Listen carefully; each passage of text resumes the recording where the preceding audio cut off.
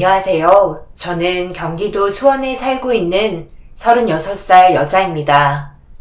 제가 이곳에 사연을 신청하게 된 이유는 그동안 저희 가족에게 함부로 대했던 시모의 행동에 대해 여러분들께 고발을 하고 차후에 있게 될 일들을 어떤 식으로 정리하면 좋을지 조언도 받아보고 싶어 어려운 결정을 하게 되었습니다.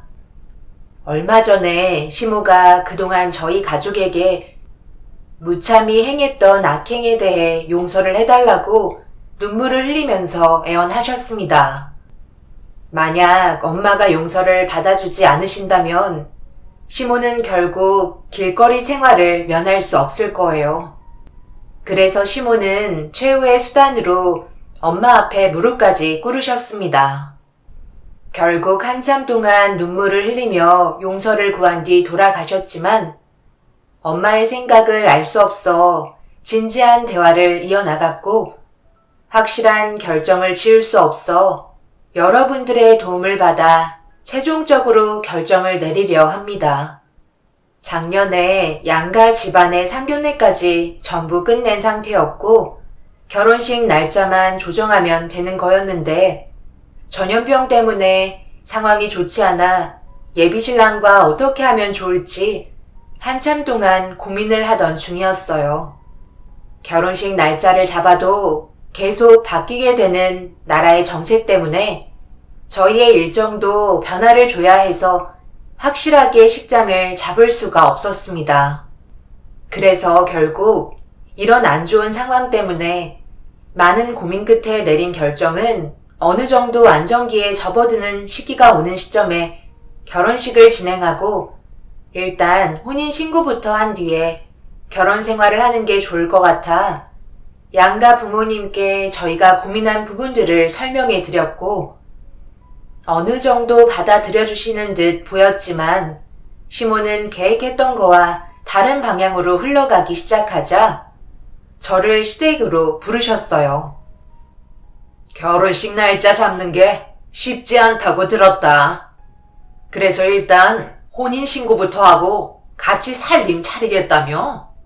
그럼 결혼식은 나중에 한다 치고 일단 먼저 예단부터 하는 게 어떨까 하는데 어차피 해야 하는 거니 미리 받는 것도 괜찮지? 그래서 곰곰이 생각해봤는데 이것저것 준비하는 것도 이 시국에 맞지 않는 것 같아서 예단으로 악어백 하나 받고 싶은데 괜찮지? 그렇게 비싼 것도 아니라서 부담되지도 않을 거다. 이 정도는 받아야 내 아들 장가 보내는데 보람 좀 느끼지 않겠어? 어머님, 방금 저한테 주신 악어백 상품을 적어주신 금액이 1억인데 이게 맞는 거예요? 정말 이 금액의 제품을 원하시는 건가요? 1억 정도면 싸게 해주는 건데 설마 이 정도도 못 해주는 건 아니지? 결혼이 애들 소꿉장난은 아니잖아. 그렇긴 하지만 저희 집안 사정 뻔히 아시면서 1억짜리 악어백을 예단으로 준비해달라고 하시는 건 너무 억지 아닌가요? 그러니까 지금 그 말은 못 해주겠다는 거야? 아니, 내가 큰 거 바라는 것도 아닌데 정말 이럴 거야? 시모는 말도 안 되는 요구를 하기 시작하셨어요. 애초부터 1억짜리 악어백이 가지고 싶으셨던 것 같아 보였지만 너무 무리한 요구라며 거절을 했어요. 시모가 원하시는 대로 받아들이지 않으려 하자 기분이 상당히 안 좋으셨는지 저에게 화를 내기 시작하셨어요.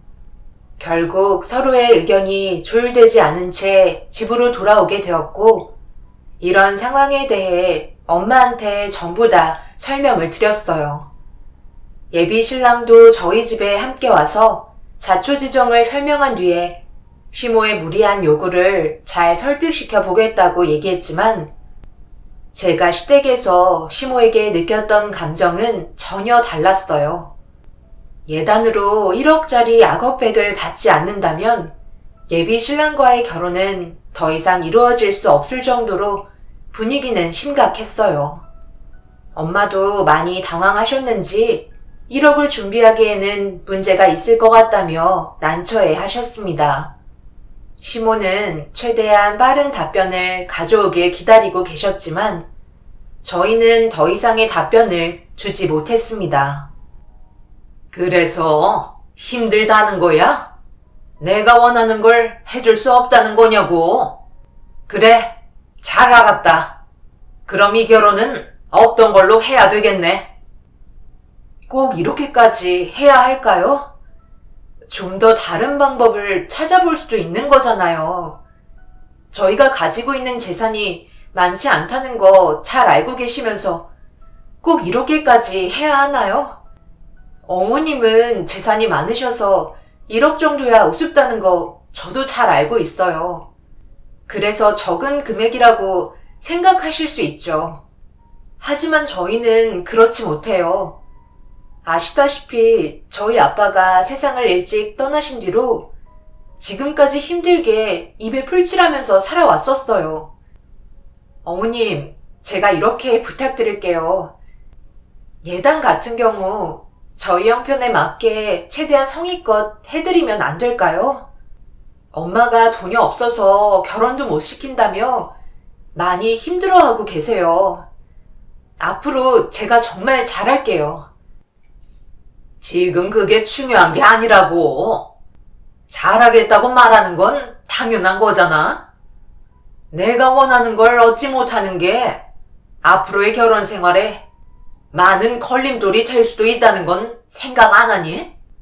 다시 한번 말하지만 예단으로 준비해주지 못한다면 내 아들과의 결혼은 없던 걸로 하는 게 좋을 것 같다. 이런 사소한 문제로 내가 너를 불러서 이렇게까지 설명을 해야 되는 거니? 그리고 지금 저기서 내 아들이 나를 보고 걸어오고 있는데 설마 세아가 네가 부른 건 아니지? 이런 식으로 나오면 상당히 곤란한데? 엄마, 왜 이렇게까지 하려는 거예요? 그런 거 우리 형편에 굳이 안 가져도 되는데 일부러 결혼 안 시키려고 무리한 요구 조건을 말씀하시는 거 아니세요? 제발 그만 좀 하세요. 나중에 제가 사드리든지 할 테니까 그냥 넘어가자고요. 내가 너한테 악어백 받을 생각이었다면 결혼 같은 건 아예 시킬 생각도 없었다. 이런 건 기본적으로 상대방에 대한 예의를 갖추는 거라고. 최소한의 노력이라도 보여줘야 하는 거 아니야? 형편이 안 된다고 무조건 못하겠다는 건 말이 안 되는 거야. 대출을 받아서라도 내가 말한 물건을 준비해주지 않는다면 결혼은 없었던 일로 할 테니까 더 이상 쓸데없는 얘긴 하지 말거라. 시모는 자신이 원하는 조건을 들어주지 않는다면 결혼은 없던 걸로 하겠다고 결정을 내리셨어요. 더 이상 제가 하는 말은 들으려 하지도 않으셨죠. 결국 시모는 카페에서 큰 소리친 뒤에야 집으로 돌아가셨어요. 엄마는 이런 상황들이 괴로우셨는지 시모와 개인적으로 만나셨고 좀 더 좋게 해결할 수 있는 방법이 있을지 대화를 나누는 게 좋을 것 같다며 따로 시간을 내셨어요. 하지만 돌아오는 대답은 무조건 시모가 말했던 예단 물품을 저희가 준비를 해야만 하는 거였죠. 엄마는 저와 예비 신랑의 행복한 모습만을 생각해주면 안 되겠냐고 간절히 부탁하셨고 차후에 경제적인 능력이 될 때 예단 물품을 준비해 주시겠다고 무리한 조건을 받아들이셨지만 시모는 예단 물품이 먼저셨고 결혼은 나중 문제였어요. 엄마는 아무래도 힘들 것 같다며 저에게 미안하다는 말을 끝으로 어쩔 수 없이 파혼을 결정하셨습니다. 이런 문제 때문에 예비 신랑의 한계는 점점 극에 달하기 시작했고 시모에 대한 불만이 터지게 되면서 상황은 생각보다 심각할 정도로 악화되고 있었습니다. 너희들 지금 이런 식으로 무작정 찾아와서 어쩌자는 거야? 그래봤자 달라지는 건 없다고 얘기했는데. 엄마, 뭔가 착각하고 계신 것 같은데요. 저는 지금 결혼을 허락받기 위해 찾아온 게 아니에요. 통보하러 온 거죠. 엄마는 예단 물품으로 1억짜리 악어백만을 원하시고 저에 대한 행복은 보려 하지도 않잖아요. 그런 물건이 저보다 중요한 건가요? 차라리 이럴 거면 그냥 엄마가 물건 사면 되는 거잖아요. 형편이 어려워서 예단 물품으로 준비할 수 없다는 걸 왜 이렇게 무리할 정도로 강행하시는지 저는 이해하기가 너무 힘이 드네요.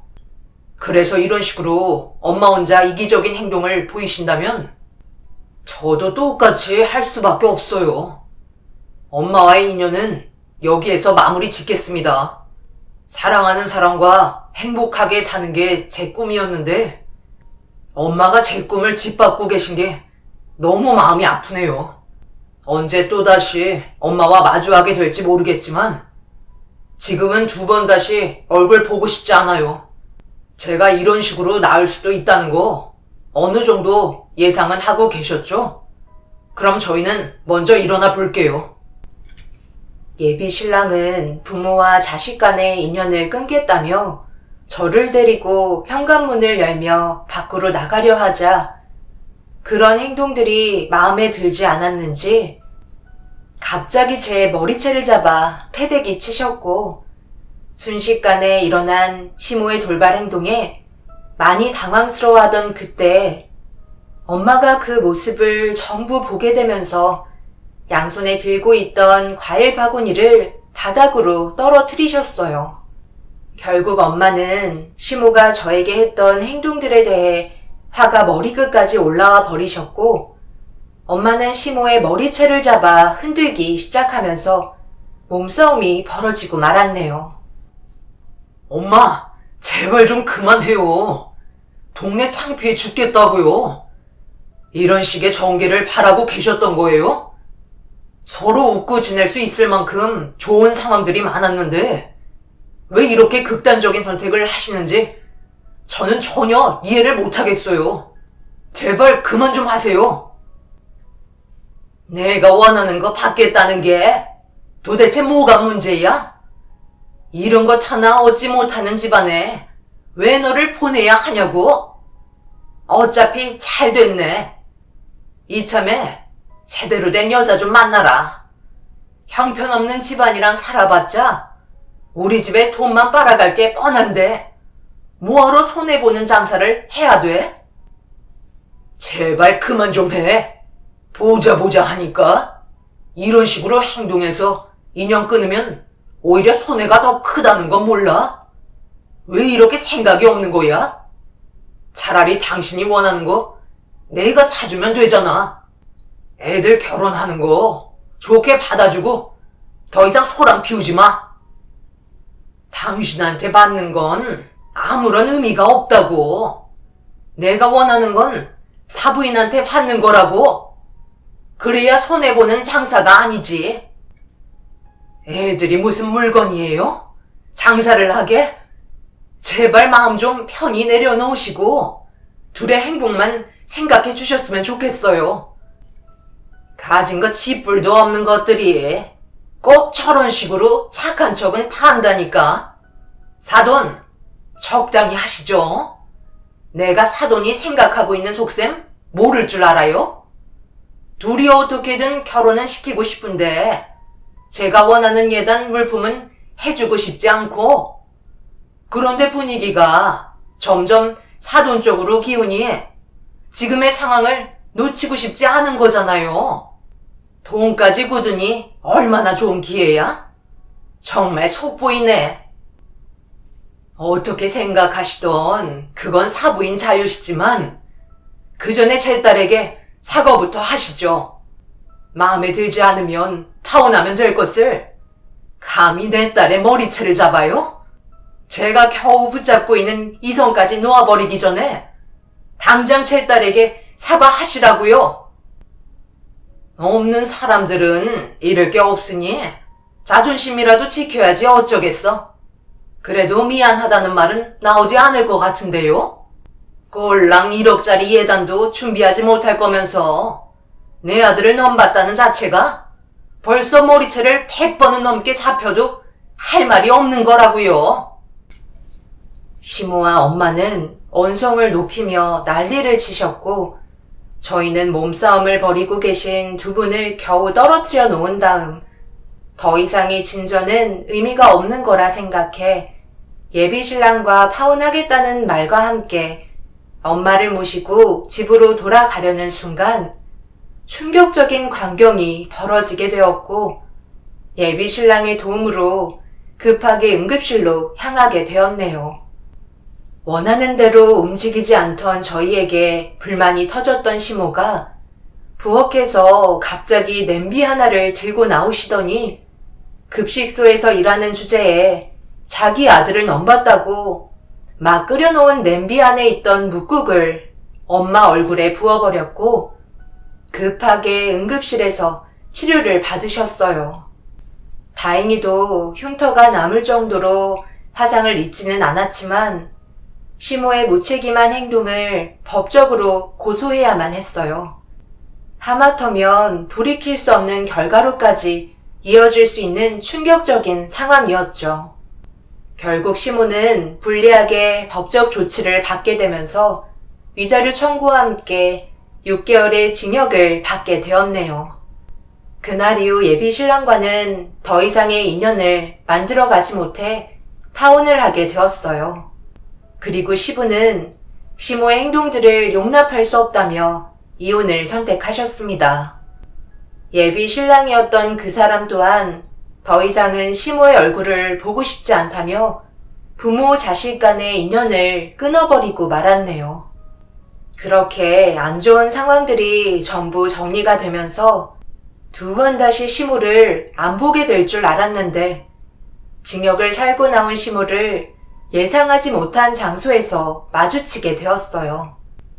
얼마 전에 엄마가 만날 사람이 있다며 저와 함께 은행을 들렸던 적이 있었습니다. 알고 보니 엄마 학창 시절 때 친구 사이셨는데 저희 동네로 이사 오시면서 은행에 볼 일이 있어 들어가셨다가 마주치게 되신 거였어요.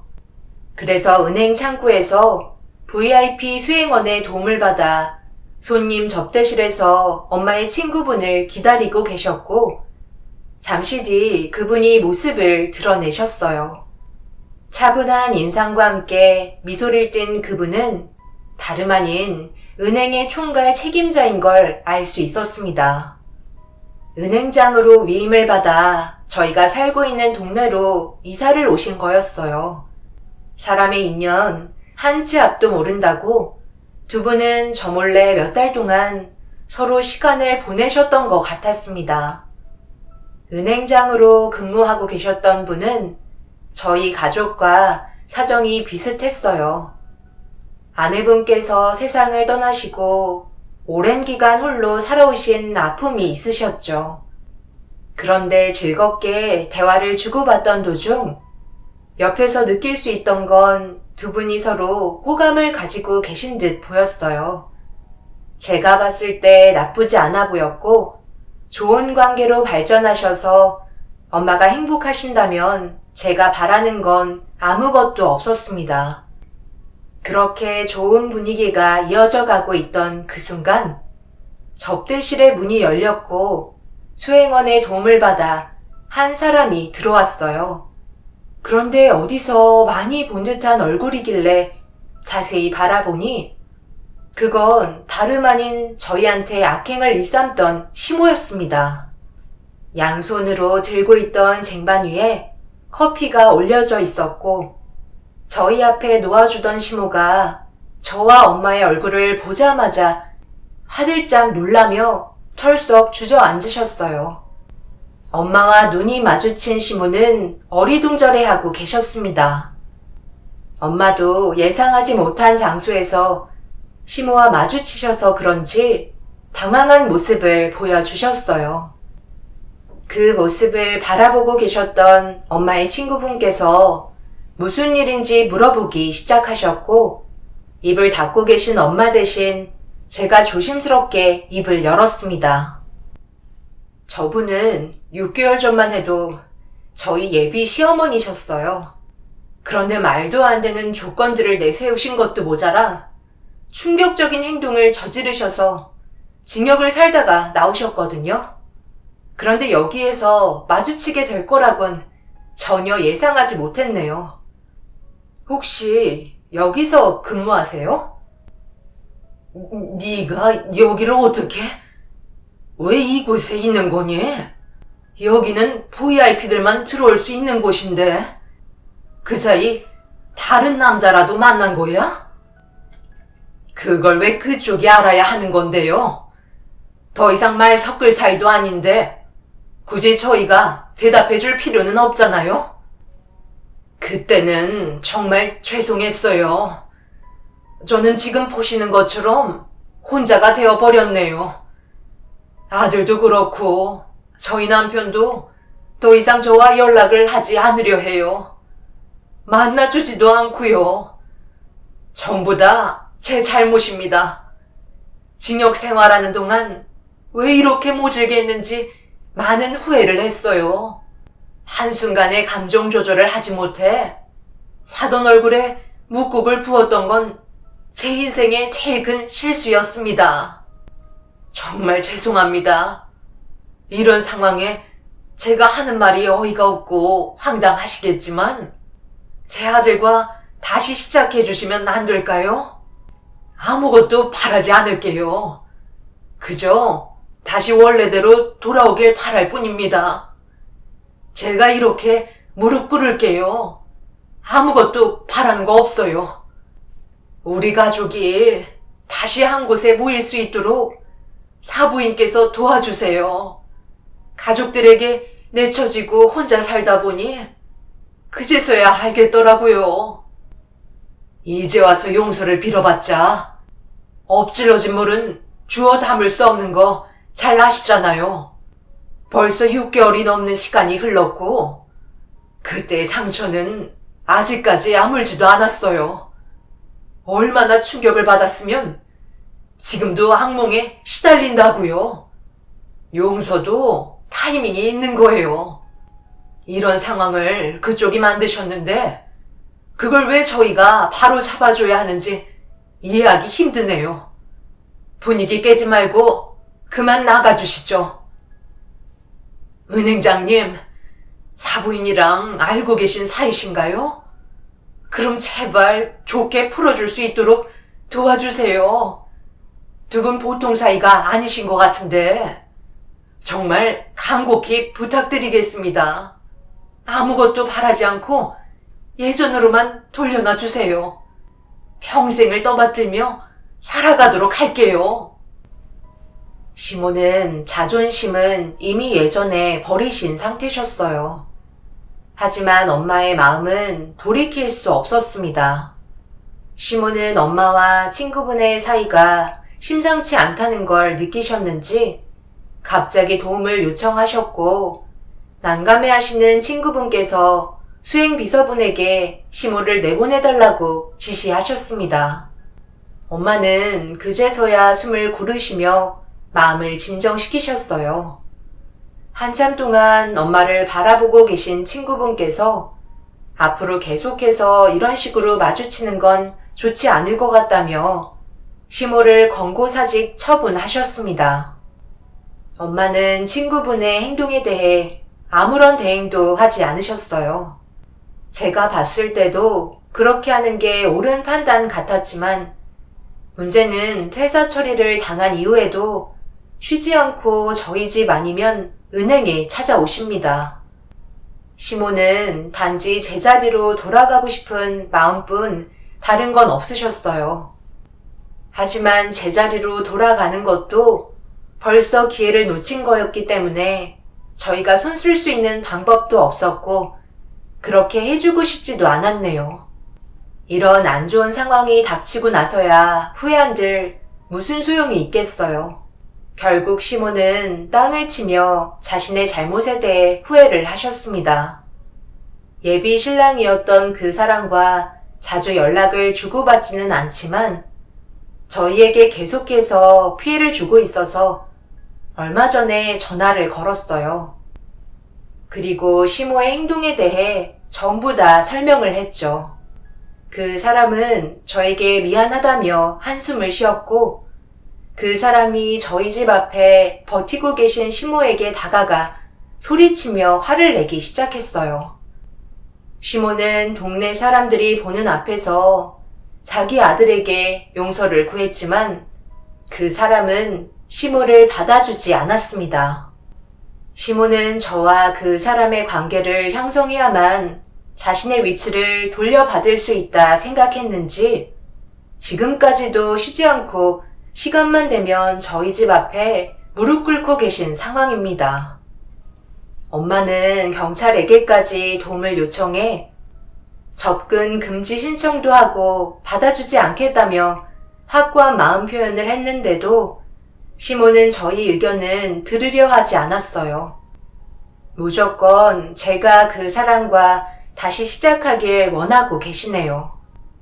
여기서 제가 걱정하는 건 시모의 용서를 받아주지 않고 계속해서 시간을 끌다 보면 시모가 또다시 어떤 행동을 보일지 몰라 그게 걱정입니다. 시모는 더 이상 잃을 게 없기 때문에 어떤 식으로 저희에게 돌발 행동을 할지 몰라 지금은 또 다른 걱정에 두려워지기 시작했어요. 그래서 여러분들의 도움이 필요합니다. 저희 가족이 앞으로 어떤 식으로 처신하면 좋을지 많은 의견 부탁드리겠습니다. 하루빨리 지금의 안 좋은 상황에서 벗어나고 싶을 뿐입니다. 제 사연을 들어주신 분들, 오늘 하루도 힘내시길 바랄게요. 감사합니다.